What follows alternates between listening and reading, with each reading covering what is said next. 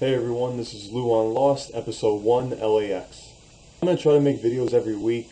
I'm kind of tired of just writing on message boards and writing on forums and talking with it amongst my friends, and I just kind of want to hear what your opinions are and what you guys think of this show so far. So we start off the beginning of Season 6 with the end of Season 5. Juliet gets sucked down into the Swan Station hole. Sawyer tries to hold on to her, he can't, lets go. He thinks she's gone. And Jack and Kay have to pull him back because he's just in complete shock. We know that Juliet winds up hitting the bomb with a rock. She just tries to keep hitting it, and finally it explodes. And then we wind up in the beginning of the first scene of the show. So the first scene of the show, we see that Jack's looking outside the airplane window, which we've seen a bunch of times throughout the whole series. Jack winds up speaking to Rose. They have a little chit-chat. Rose is wondering where her husband is. And then it got me thinking a little bit. If the hydrogen bomb did in fact go off, and then everything turned back to the way it was before they crashed onto the island, then that would mean that, first off, Rose would wind up dying. Rose, we know, had a cancer of some kind. And then when she went to the island, she would tell Bernard that she didn't feel that kind of pain in her anymore. And that's the reason why they stayed on the island in the first place. Jack gets up and goes to the bathroom, and he notices he has a weird red mark on his neck. I wasn't too sure at first if that was blood or maybe a hickey of some kind, but it looked like it was blood. I'm not too sure what the significance is there yet. I'm sure maybe we'll find out later on. Jack starts to walk back to his seat, and then, oh my god, it's Desmond. What is he doing there? Jack sits down in his seat next to Desmond, and he thinks he recognizes him from somewhere. I'm not too sure if you guys remember, but they actually met up earlier in one of the earlier seasons. They met up when Desmond was doing his trip around the world. They talked real briefly, maybe for a couple of minutes, and then they both went on their ways. And why is the island now underwater? I mean, you see everything down there. You see the four-toed statue, you see the places where Ben and Juliet used to live, you see everything. I don't know what's going on, but whatever it is, it's pretty freaky right now. So the next scene now is that we see Kate, and they do the whole eye-opener thing like they've done with Locke and Jack in the past.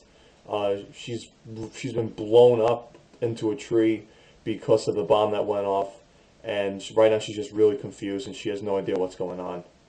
So Kate climbs down the tree and she sees Miles and Hurley and everybody else, and they all notice that all the metal and scrap is still sitting there in the middle. They're not too sure what exactly happened because now they're all just in different areas. Sawyer realizes that they're not in LAX, and he pushes Jack down a hill and starts yelling at him. Jack right now has no idea what to do with himself. He's the type of person that he's usually always right no matter what the circumstance is, and now he feels like he just messed up completely. Or he doesn't know yet actually that he's actually put them back with everybody else.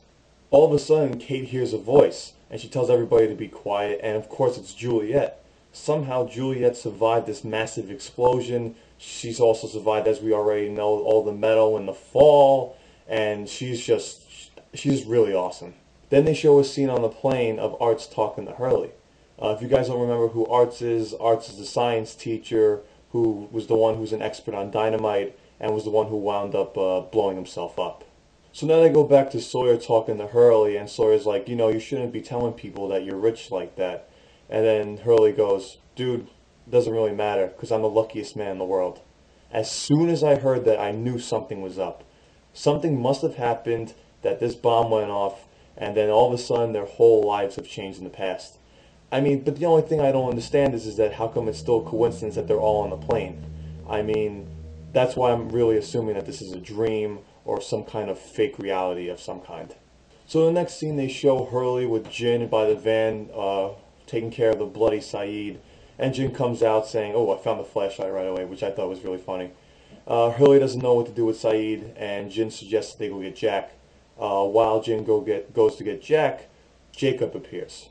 Hurley recognizes that it's Jacob from the taxi when Jacob gave Hurley the guitar case, and Hurley wants to know what he's doing there.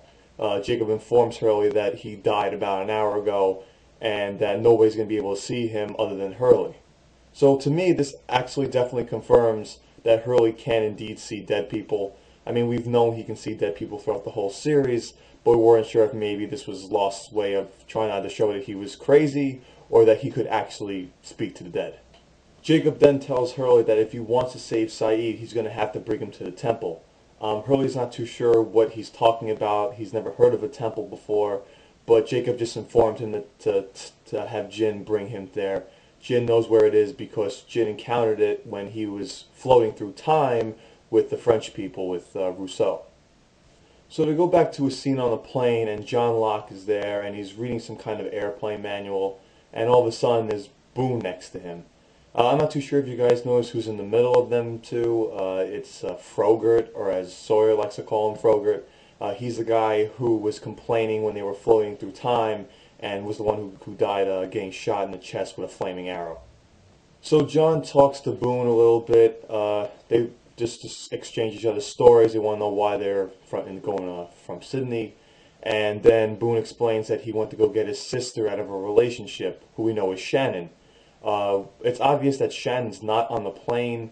If anything, that empty seat that's next to Boone was Desmond's seat, and that's the reason why Desmond mooned in the first place, was because Frogurt was sleeping on top of him. So they get back into the scene of when Ben and John Locke, or the fake John Locke, are in the temple, and Ben is just in shock of what he just did. He just killed Jacob. He doesn't know how to react, and his first question to John is, why didn't he defend himself? John Locke goes on to explain that, maybe because Jacob felt he was defeated, and yada yada yada.